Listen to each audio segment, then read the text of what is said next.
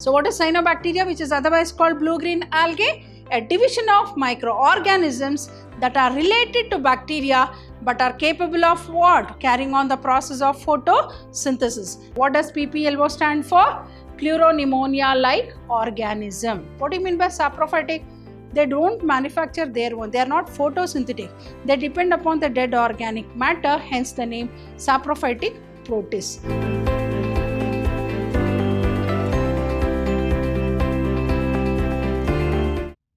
Hello dear first PUC students.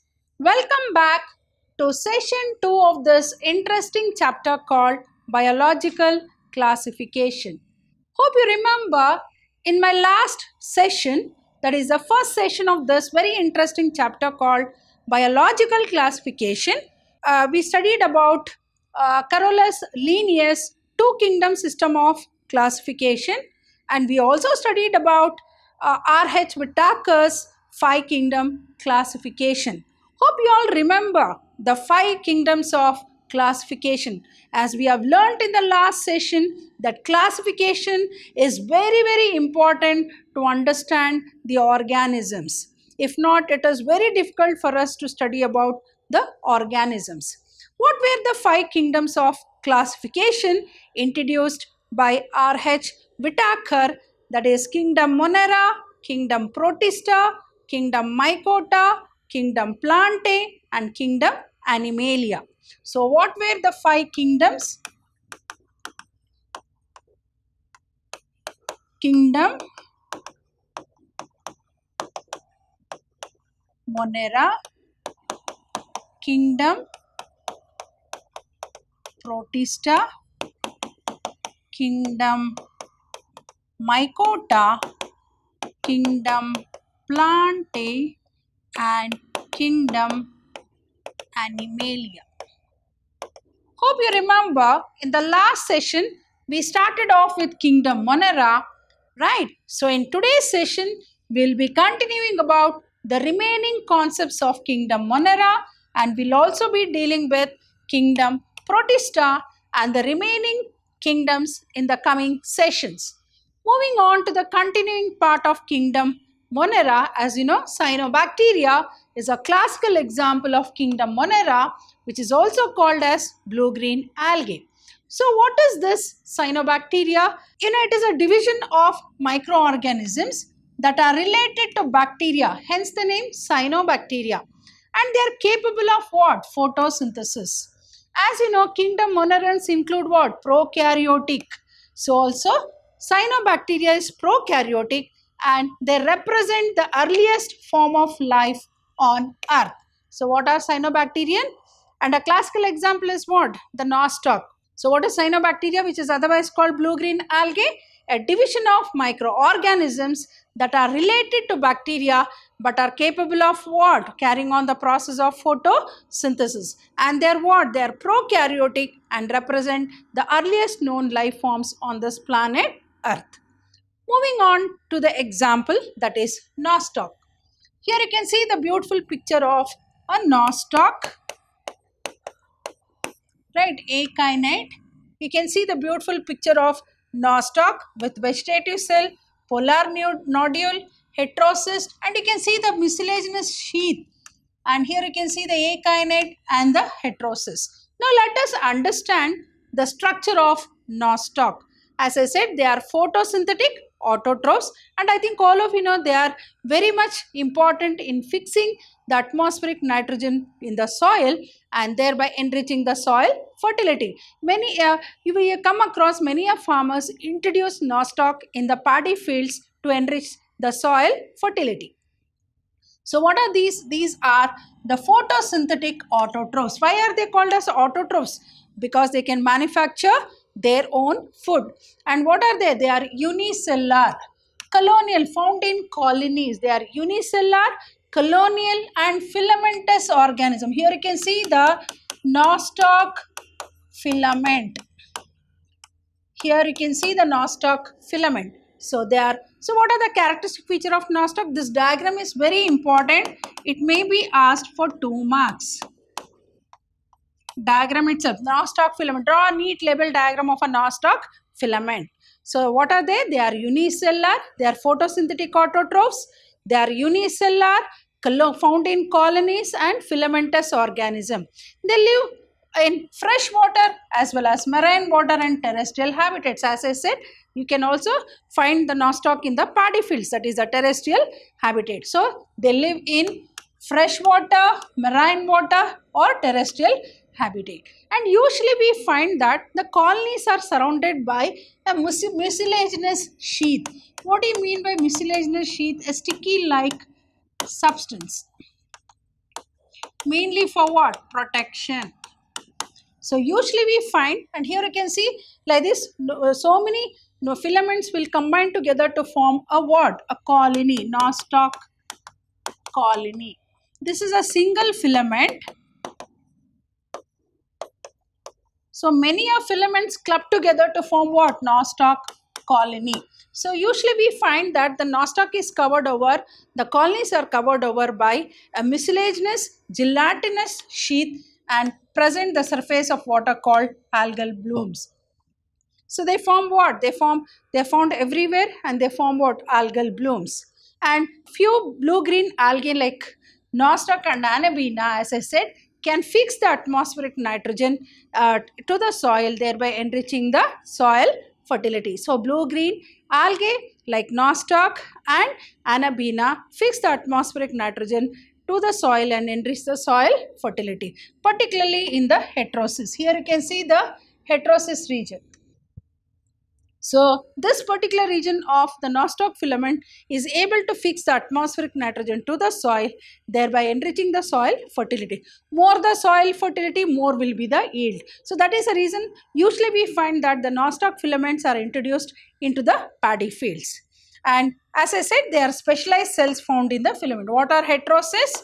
If at all they ask what are heterosis, they are specialized cells found in the filament. So moving on, once again, taking the example of nostoc, they are photosynthetic, autotrophic in nature, they are unicellular, colonial and filamentous, they are found in both fresh water, marine water and even in terrestrial habitats, and usually we find that the colonies are surrounded by gelatinous substances and they form in the water body like what we call it as algal bloom.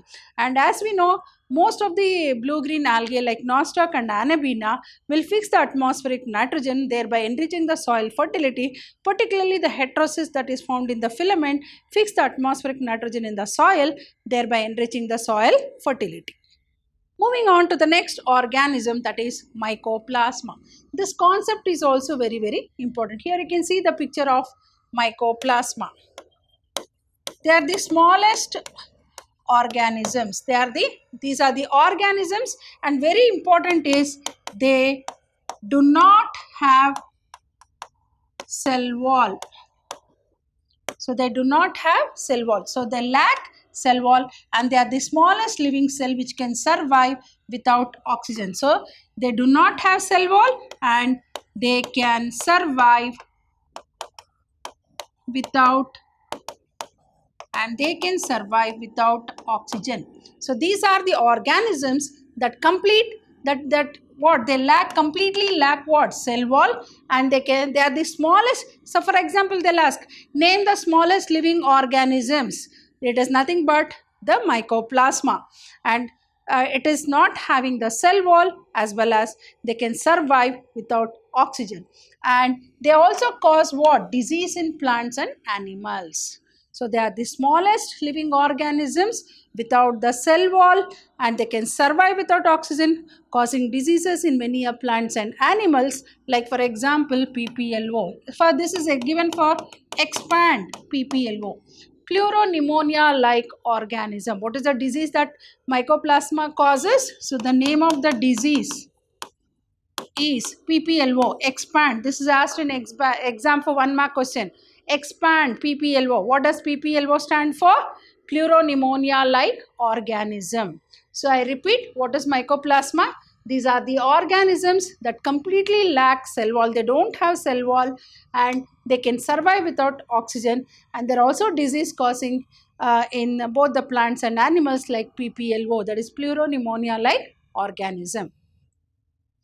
So that was about kingdom Monera. Moving on to the second kingdom in the biological classification, that is kingdom Protista. Kingdom Protista. So we have gone through the first kingdom Monera.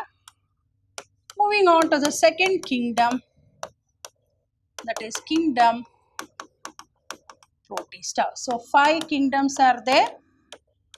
In that we have gone through. Now moving on to kingdom Protista. What are the characteristic features of kingdom Protista?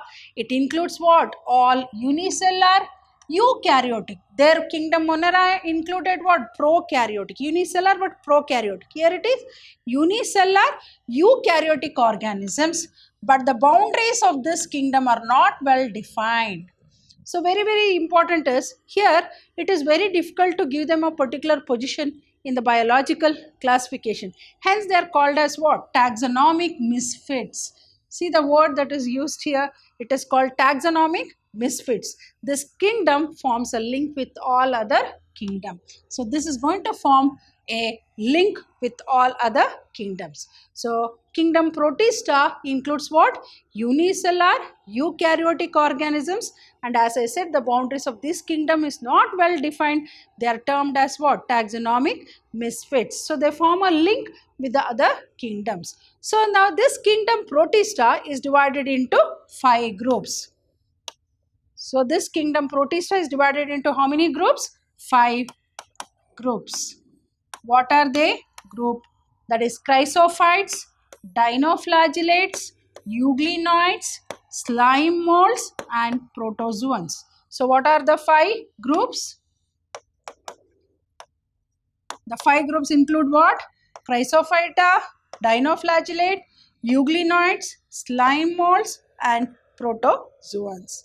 Now let us move on to one by one group. So we'll move on to the first group, that is chrysophytes.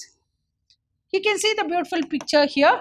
Now chrysophytes, it includes what? Unicellular, microscopic eukaryotes like diatoms and desmids. They are also called as golden algae. You know, diatoms are called the jewels of the plant kingdom because of their siliceous cell wall. I think all of you know silica, that is sand, is highly shining and hence they are called as the jewels of the plant kingdom. So it includes what? Unicellular, microscopic eukaryotes. Microscopic eukaryotes like diatoms and desmids. Even diatoms have a lot of economic value also. Now let us see what is the economic value of these diatoms.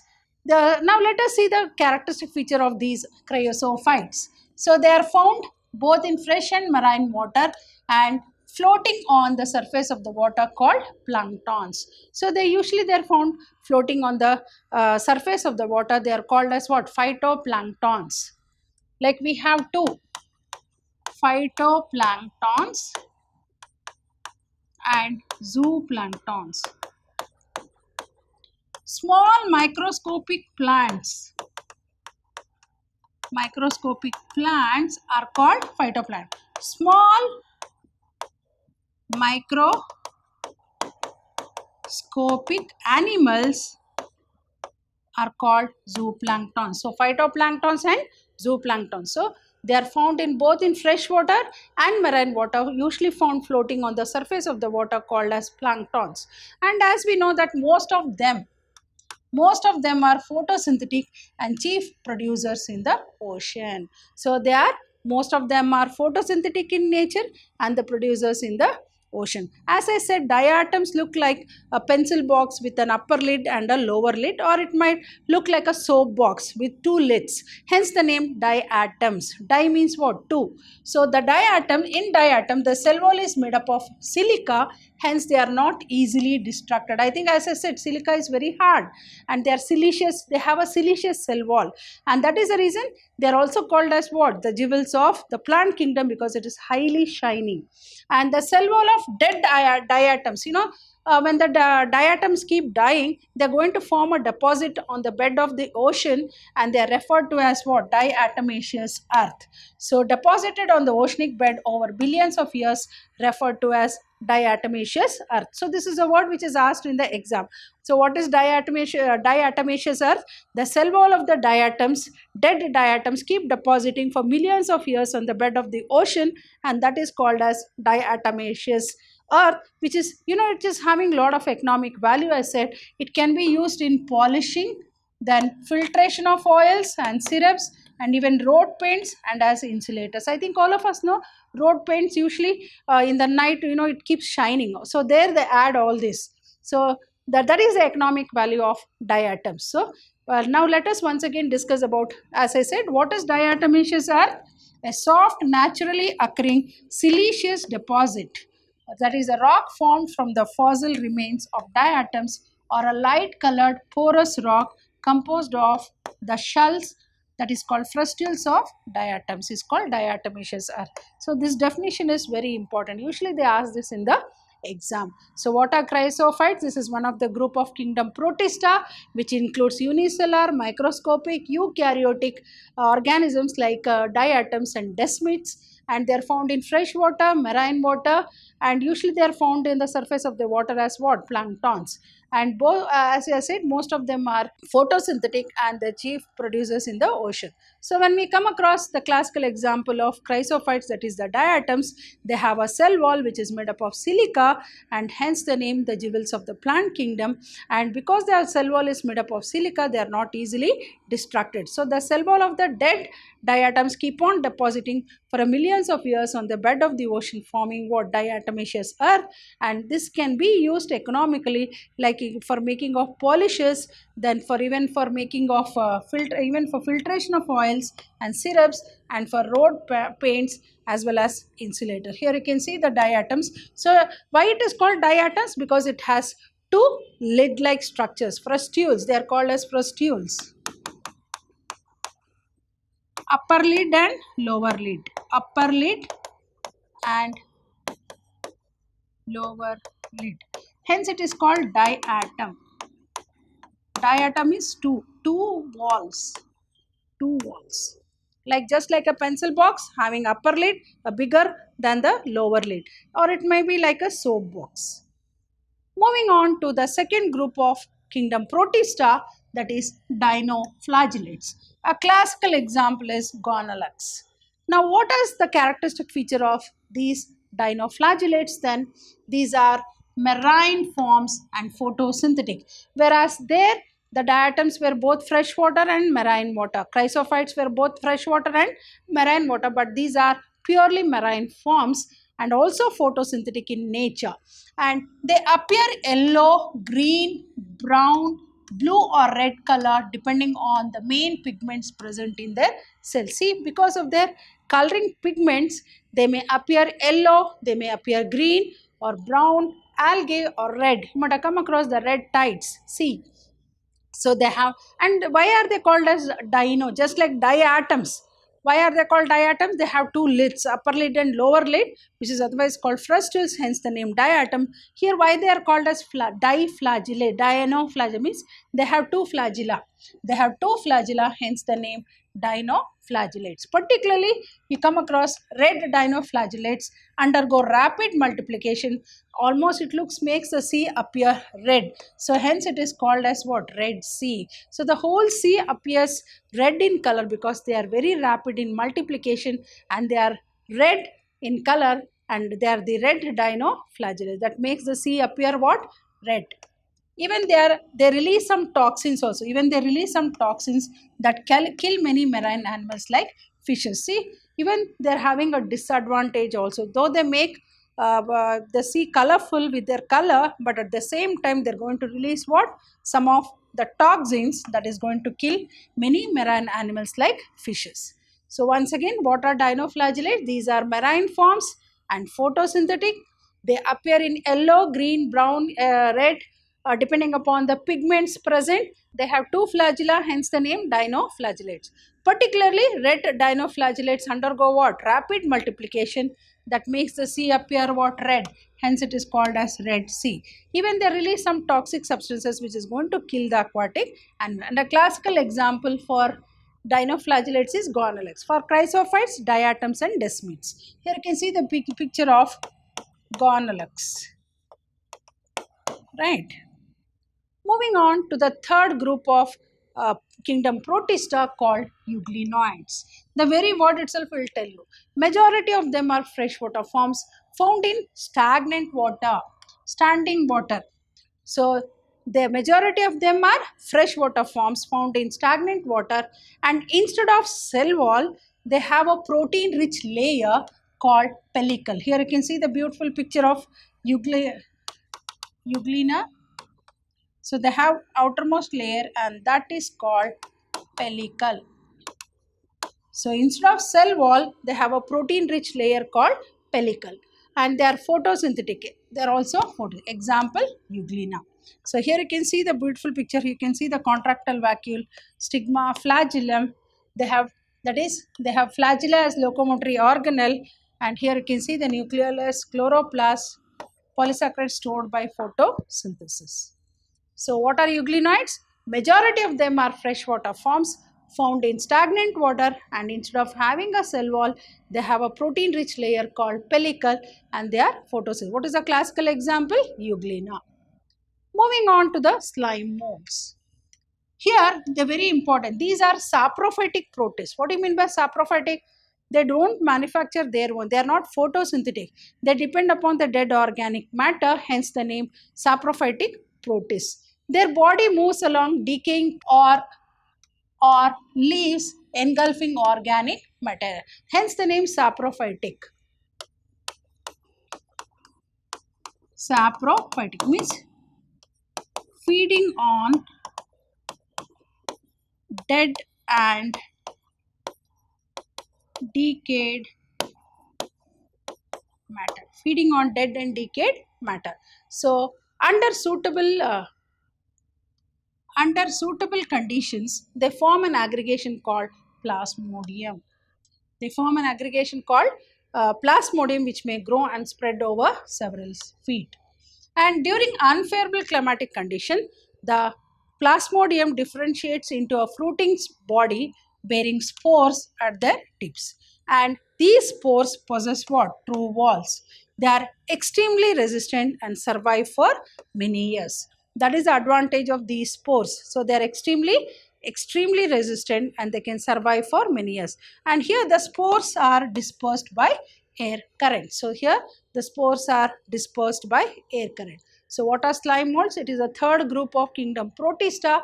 They are saprophytic protists, and they are found usually where moving along the decaying twigs or leaves engulfing the organic matter. Under suitable conditions, they form an aggregation called plasmodium, which may grow and spread over several feet. And during unfavorable conditions, the plasmodium differentiates and forms what? The fruiting bodies bearing what? Spores. And these spores possess what? True walls, and they are extremely resistant and survive for many years. Here the spores are dispersed by what? By air current. Moving on to the protozoans. Here you can see the beautiful picture of amoeba, and this is trypanosoma. You might have come across a disease called sleeping sickness. It is caused by this protozoan called sleeping sickness. Amoeba, entamoeba, all those are the examples for protozoans. Now let us see what are protozoans. I think right from your school days you might have heard about amoeba, the word called amoeba, which is shapeless, right? And it has a false feet called what? Pseudopodia. It belongs to a class called what? Rhizopoda. So all protozoans are heterotrophs.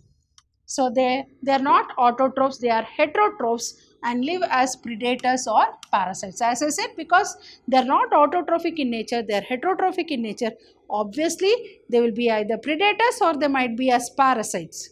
Then they are believed to be the primitive relatives of animals. So this is how the animals have evolved. This is a hypothesis by saying that the primitive organisms have evolved from these protozoans. So there are four major groups of protozoans based on their locomotory organs.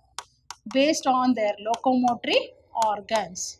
What do you mean by locomotory organs of locomotion? Amoeboid protozoans, flagellated protozoans, ciliated protozoans, and sporozoans. So here the protozoans have been broadly classified into four major groups. One is called amoeboid protozoans. Second one is called flagellated. Third one is called ciliated. And the fourth one called sporozoans. So based on what? Based on their locomotory organelles. So amoeboid protozoa, these organisms live in fresh water, then marine water or moist soil. They move and capture their food by pseudopodia. Pseudopodia is otherwise called what? False feet. It is otherwise called as what? False feet. So amoeboid protozoans, what are these amoeboid protozoans? These are the organisms which are found in fresh water, soil, marine water, moist soil, not just soil, it is moist soil, and they move and capture their food by a false feet called pseudopodia. And examples you can give is amoeba and entamoeba. Entamoeba causes, I think all of you know, it causes amoebic dysentery. Amoebic dysentery or amoebiasis. Amoebiasis. So that is about the amoeboid protozoa. Moving on to the second one, flagella. The very word itself will tell you. These are the protozoans which have flagella as their locomotory organelles. Here you can see the flagella here. Here you can see the flagella. So this is a flagellated protozoa and this is amoeboid protozoa. Right, this is called flagellated protozoa based on the locomotory organ. For example, as I said, the members of this group are either free living or parasitic and they have flagella, hence the name flagellated. The parasitic forms like trypanosoma, as I said, causes disease called sleeping sickness. Example is trypanosoma. So we have gone through the two very important groups of protozoans, that is amoeboid protozoans and flagellated protozoans. Let us move on to the ciliated protozoans. Then these are aquatic and actively, cilia, the very word itself will tell you. Here you can see paramecium,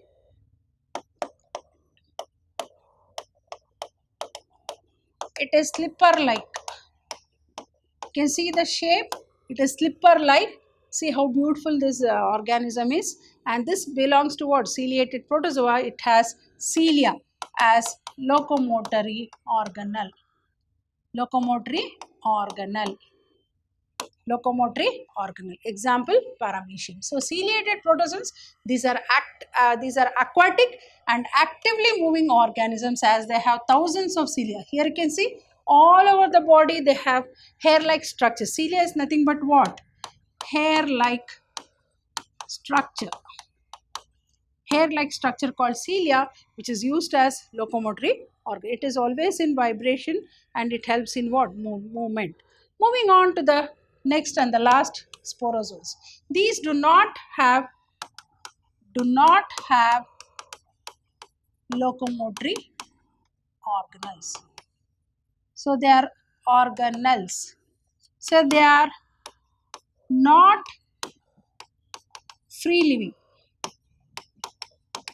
Usually the free living forms will have the locomotory organelles and the parasitic forms will not have the locomotory organelles. So usually sporozoans are the protozoans which include the parasitic forms. So example, Plasmodium, I think all of you know, which causes malaria.